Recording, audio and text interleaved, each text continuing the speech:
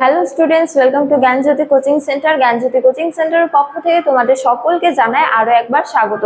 তো স্টুডেন্টস, আজকে আমি যে বিষয় নিয়ে পুনরায় তোমাদের সামনে চলে এসেছি সেটি তোমাদের ফার্স্ট সেমিস্টার মেজর হিস্ট্রি অন্তর্গত একটি টপিক।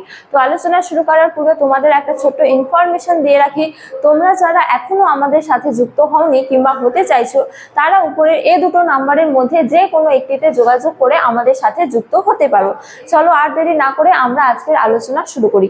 তো আজকের আলোচনার বিষয় হলো প্রাচীন প্রস্তর যুগের হাতিয়ার সমূহ নিয়ে, বা বলা যায় যে প্যালিওলিথিক এজের টুলস সম্পর্কে।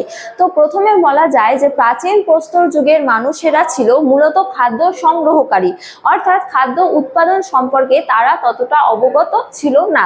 তো এই সময় তারা কি খাদ্য সংগ্রহ করে নিজেদের জীবনযাপন করত, এবং তাদের খাদ্য বলতে কি ছিল? তাদের খাদ্য বলতেই ছিল গাছের ফলমূল এবং পশু শিকার।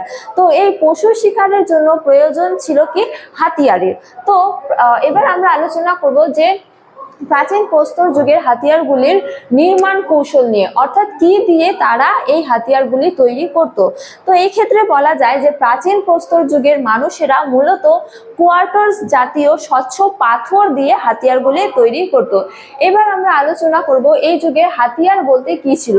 তো এই ক্ষেত্রে বলা যায় যে প্রাচীন প্রস্তর যুগের মানুষের হাতিয়ার বলতে ছিল হাতকুঠার এবং কাটারি। ঠিক আছে, তো এবার আমরা আলোচনা করব এই যুগে হাতিয়ারগুলির বৈশিষ্ট্যগুলি নিয়ে। তো বলা যায় যে প্রাচীন প্রস্তর যুগের মানুষের হাতিয়ারগুলি ছিল আকারে বৃহৎ এবং ভারী ও অমসৃণ প্রকৃতির। তো এবার আমরা আলোচনা করব প্রত্নকেন্দ্র, অর্থাৎ কোন কোন অঞ্চলে এই যুগের হাতিয়ারগুলির নিদর্শন আবিষ্কৃত হয়েছে।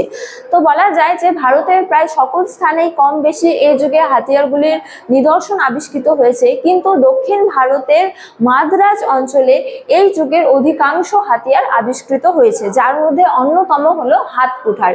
এছাড়াও পাঞ্জাবের রাতওয়ালপিন্ডির নিকট সোয়ান নদীর উপত্যকা থেকেও এই যুগের হাতিয়ারগুলির নিদর্শন পাওয়া গেছে, এবং তার পাশাপাশি মহীশূর, গুজরাট, কর্ণাটক, রাজপুতনা প্রভৃতি অঞ্চল থেকে এই যুগে হাতিয়ারগুলির নিদর্শন আবিষ্কৃত হয়েছে। তো স্টুডেন্টস, এই ছিল আজকে আমার আলোচনার বিষয়। তোমাদের ভালো লাগলে অবশ্যই ভিডিওটি লাইক করে বন্ধুদের সঙ্গে শেয়ার করো, এবং আমাকে অবশ্যই কমেন্ট করে জানিয়ে তোমাদের ভিডিওটি কেমন লেগেছে। তোমাদের সাথে দেখা হবে অন্য এক ভিডিওতে অন্য এক টপিক নিয়ে। ততক্ষণ ভালো থাকো, সুস্থ থাকো। Thank you.